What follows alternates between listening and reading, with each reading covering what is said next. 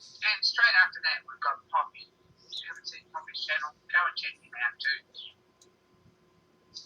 He's good for a chat. He's fun. And he makes cool stuff.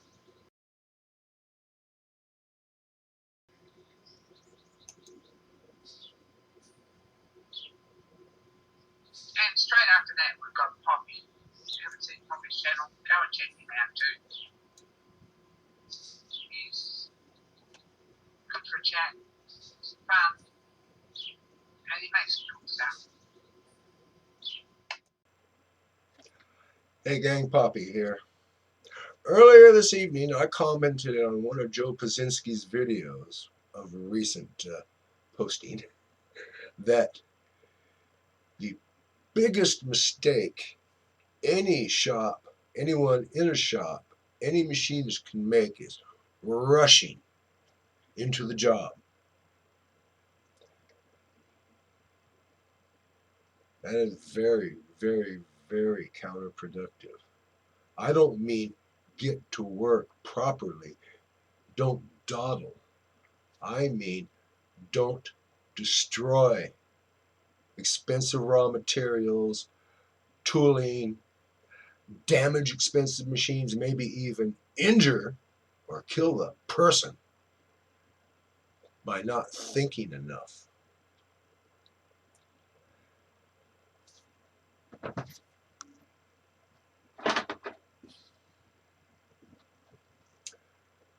Let's say I'm going to make a bunch of this piece of crap. Okay?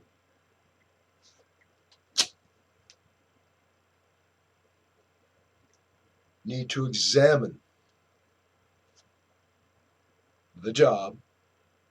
First of all, do I have the machinery? This is molded, got a parting line, and an insert, metal insert.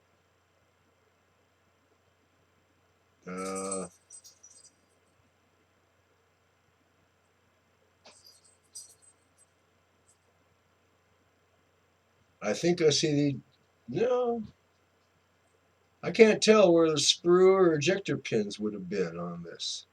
And there is a parting line.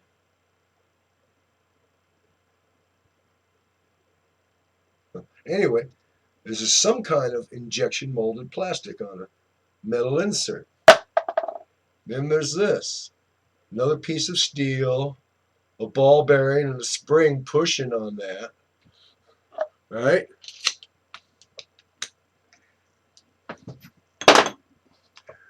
Do you have the machinery to make this stuff? What parts are you going to have to buy? Well, the spring, the ball bearing. And of course, there's the raw materials, the plastic, the steel you're machining for one part. How they made that steel insert, I imagine it's probably machined. It looks machined. I don't care that much to go into detailed examination of it. It works. It's there. It's steel. I'm happy. Anyway, all these things. Then you have to assemble this stuff. Your tooling, your cutting tools. Do you have all of the cutting tools you need? Do you have enough of them if you break one? Yeah, just one tap for a product run of 1,000,000 parts? Not very smart.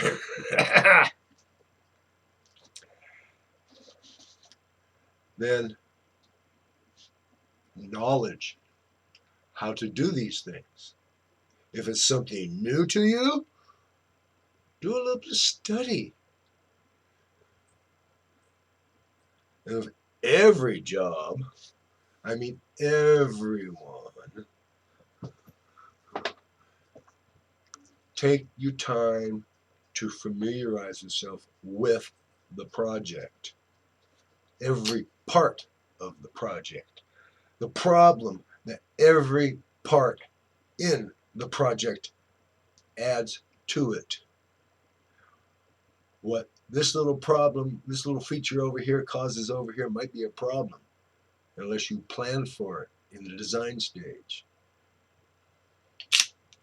Turn it around, look at it from this angle. Look down the barrel and see if there's a bullet in the chamber. Spank it. Think real hard. Go over in your mind how you're going to make it. Then go in your mind the alternate ways of making it. How are you going to make it? The alternate ways. Then there's those complications.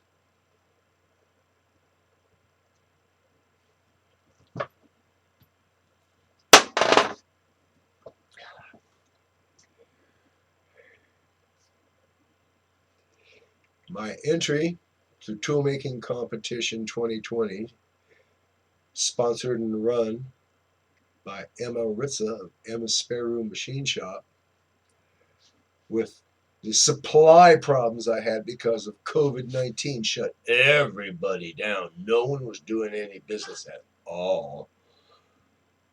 I had 500 hours to romance that project in my mind. I turned it every which way but loose. And I came up with the exact procedure I was going to do to follow to make it.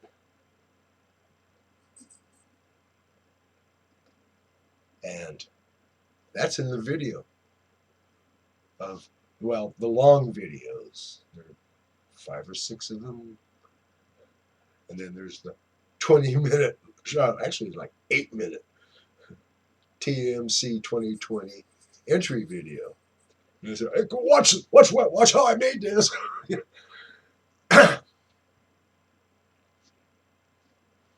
500 hours because of supply problems.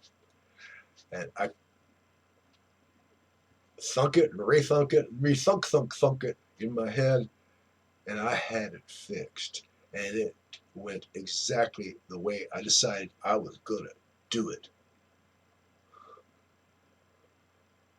Looks like chaos, doesn't it? Yeah. Well, no, that's exactly the way I wanted to do it. And that's the way it worked. And it came out beautiful. It fits perfectly. It works excellently. My last project, the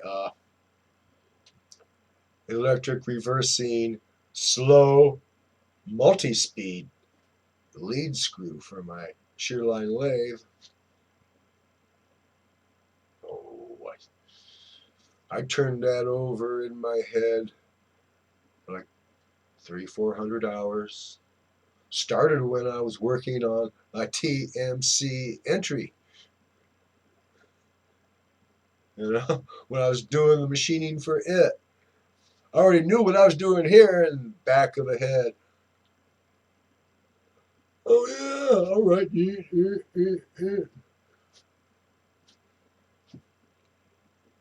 And other than one change, originally I was going to use a Kirby flex shaft to deliver the power from the reversible worm drive to the feed rod of my lathe.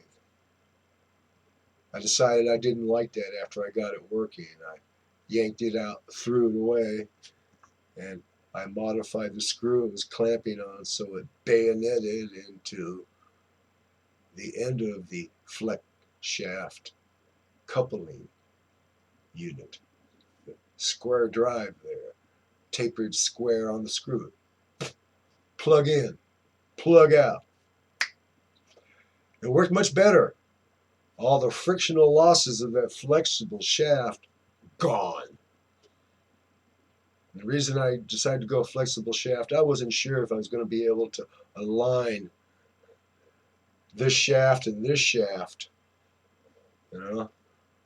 So I said, well, I'll just make it easy on myself. Use flex shaft. I got rid of that because I just had to add a little bit under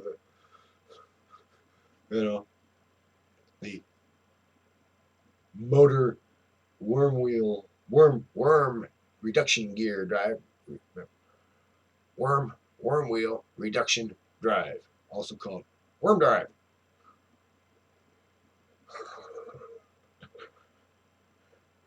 The smoke here in Northern California, they say, is like smoking 20 packs of cigarettes,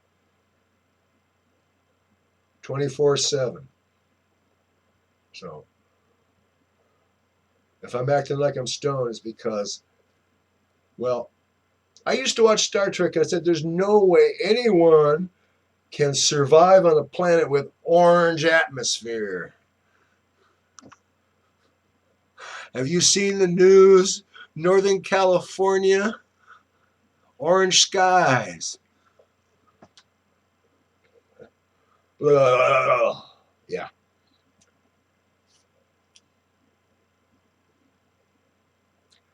Planning. Planning. Turn it over in your mind. Look at it from all sides.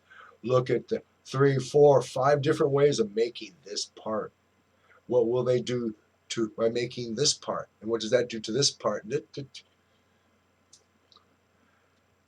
Sometimes you gotta slow down so you don't waste time and money and utilities. Simon and Garfunkel saying, slow down, you move too fast. I say, slow down, you screw up faster at warp 9 than you do at half light. Think about it. Good night from California. Slow down, make it right the first time.